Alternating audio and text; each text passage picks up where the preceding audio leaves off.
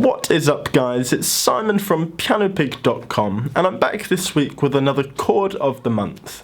So this week I want to show you another one of my favourite voicings for a minor 11 chord, and this is how it sounds. So let's get over to the piano and let me show you how to play it.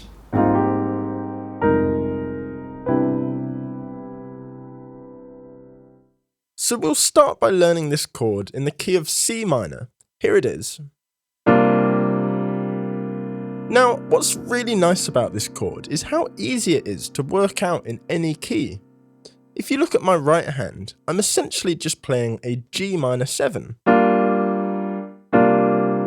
But what's really happening here is if we play a straight C minor 11 in its first inversion, we would have the 1st, 3rd, 5th, 7th, 9th, and 11th.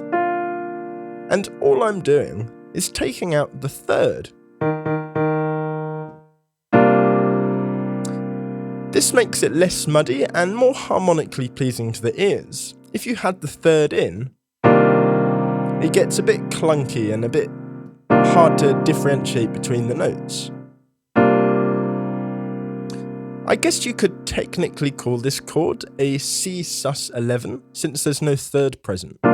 But I personally like to use this when I see a minor 11. I just feel it functions very well as a minor chord. So what is the shortcut to working this out in any key? Well, it's nice and simple. Just play a minor 7 chord off the 5th. So for our C minor 11 we were just playing, if we go to the 5th, 1, 2, 3, 4, 5, we get the note G. So if we play a minor 7 chord from here, with the C in the left hand, we get our C minor 11. So let's quickly go through this in a few other keys. Let's play a G minor 11. The first thing we need to do is go up to the 5th of G. That's a D, so we just play a D minor 7 over G. One more time in the key of D minor. Go to the 5th, play a minor 7 from here, and put the root note in the bass. So when could you actually use this chord? You can pretty much use it to replace any standard minor chord, but you don't want to overuse it, so make sure you only use it tastefully. Here's a quick example of something that makes use of it.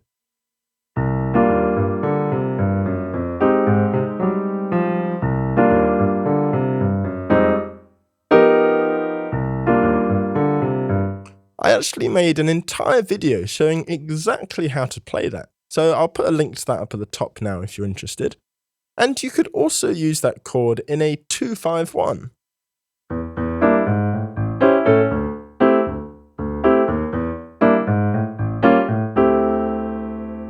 It's a really fun chord that can actually be used for quite a lot of different things.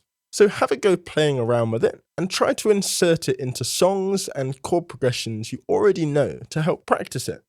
I hope you found this video useful. If you did, make sure to hit that like button, subscribe, smash that notification bell, and I will see you next time.